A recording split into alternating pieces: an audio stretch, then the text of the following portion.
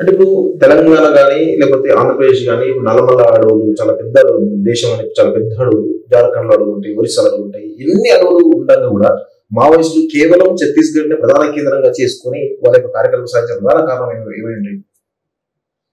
ఏమై ఉంటుందంటే నల్లమల్ల కూడా పనిచేశారు వాళ్ళు.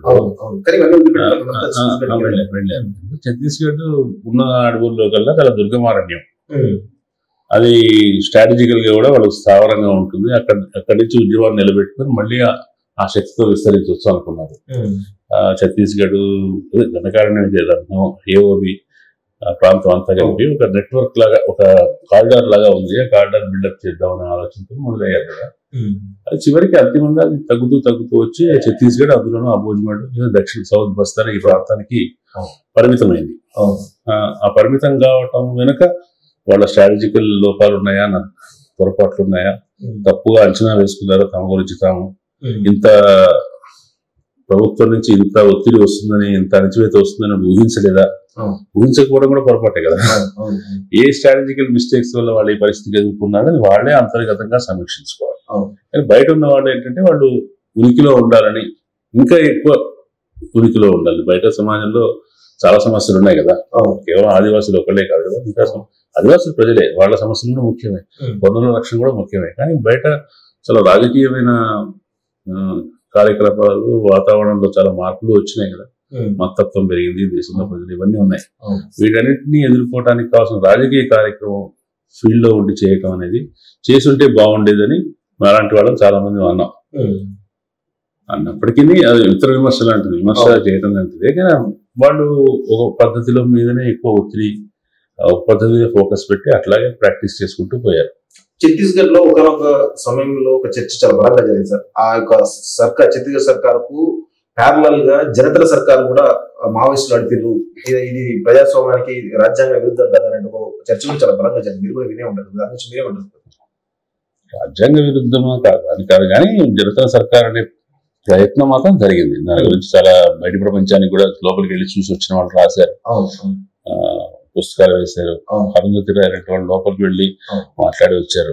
అక్కడ ప్రయత్నం వాళ్ళ అధీనంలో ఉన్న ప్రాంతంలో వాళ్ళు అనుకున్న పద్ధతిలో సంస్కరణ తీసుకురావడానికి, భిన్న ప్రజలను భాగస్వాములు చేసి వాళ్ళ గ్రామాల్ని, కమ్యూనిటీస్ ని వాళ్ళు నిర్వహించుకునేటట్టు చేయడానికి చాలా చేశారు. అక్కడ వాళ్ళలో ఉండే చెడుగుల్ని తొలగించడానికి కూడా ప్రయత్నం చేశారు. అవన్నీ చేశారు. కానీ ఏ రాజ్యం కూడా ఒప్పుకోదు కదా వాళ్ళ అధికారం కాకుండా.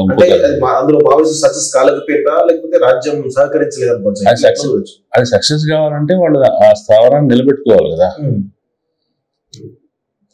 ఏ ప్రాంతంలో అయితే తమ ఆర్డర్, తమ అధికారం చెలామణి కాదో దాన్ని ఆక్రమించుకోవాలని, దాన్ని వెంటనే స్వాధీనం చేసుకోవాలని ప్రభుత్వాలు అనుకుంటాయి కదా. అది చాలా కాలం అది యాక్సెసిబుల్ గా లేదు, సైనిక దళాలు అక్కడ వెళ్తానికి సిద్ధంగా లేదు. కాబట్టి అంతకాలం కూడా అది జనతా సర్కార్ అనేది ఆ పద్ధతిలో లోపల భిన్నమైన ప్యారలల్ ప్రత్యామ్నాయ సమాంతర ప్రభుత్వం అంటే నడిపేరు వాడు. నడిపినప్పటికీ ఈ బయట ప్రభుత్వపు సంక్షేమాలు, బయట ప్రభుత్వ చర్యలు కూడా అక్కడ ఉండేవి. స్కూళ్ళు, ఇళ్ళు అవన్నీ అవటం అన్న అది నిలబెట్టుకోలేకపోవటానికి కారణం ఏంటంటే అక్కడ ఉద్యమాన్ని నిలబెట్టుకోగలిగే పరిస్థితి లేదు. బయట నుంచి అది చుట్టుముట్టారు కదా, మొత్తం సైన్యంతో చుట్టుముట్టినప్పుడు అది నిలబడుతుందని ఊహించలేదు.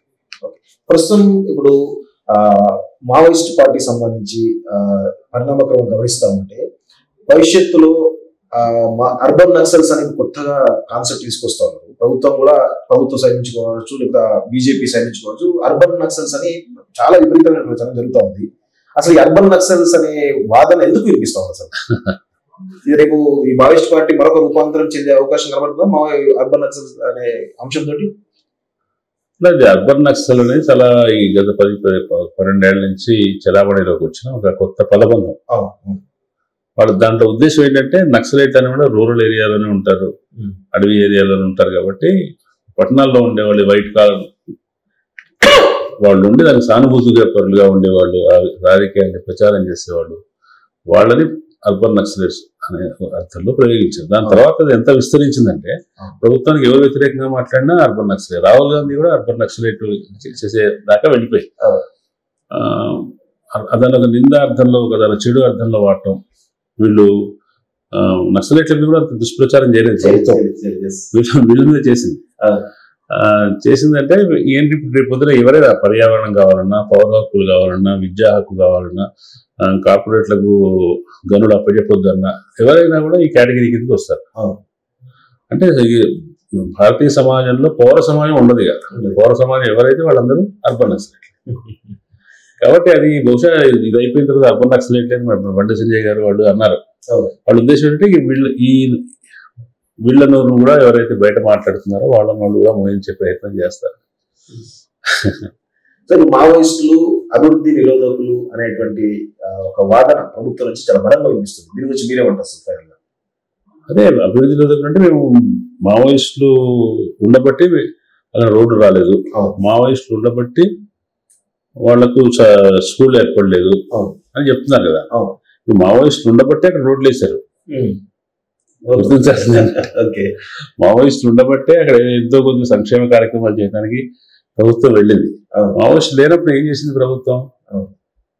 కాబట్టి వీళ్ళు అభివృద్ధి చేస్తారంటే మావోయిస్టులు అడ్డుకోవటం ఏం లేదు. అభివృద్ధి లేని చోటుకే మావోయిస్టులు వెళ్ళారు. వెళ్ళిన తర్వాత మావోయిస్టులు పట్టుకోవడం కోసం వీళ్ళు అభివృద్ధి చేయడం మొదలు పెట్టారు తప్ప అప్పుడు కూడా ఆదివాసీల కోసం చేయలేదు. రోడ్డు వాళ్ళు మొత్తం ఛత్తీస్గఢ్ నుంచి ఇక్కడ నుంచి ఛత్తీస్గఢ్ మధ్యలో దాకా అబూజ్గఢ్ మీదుగా రోడ్డు వేస్తున్నారు. మరి ఇంతకుముందు ఎందుకు వేయలేదు? నక్సలైట్లు 20 ఏళ్ళ నుంచో 25 ఏళ్ళ నుంచో ఉన్నారు, అంతకుముందు వేయచ్చు కదా. కాబట్టి అభివృద్ధి ఏది ముందు అనే సమస్య. నక్సలైట్లు అభివృద్ధి లేని చోటుకి నక్సలైట్లు వెళ్ళారా, నక్సలైట్లు ఉన్న చోటుకి అభివృద్ధి వెళ్ళలేదా? దాని తలకెదురు చెప్తున్నారు.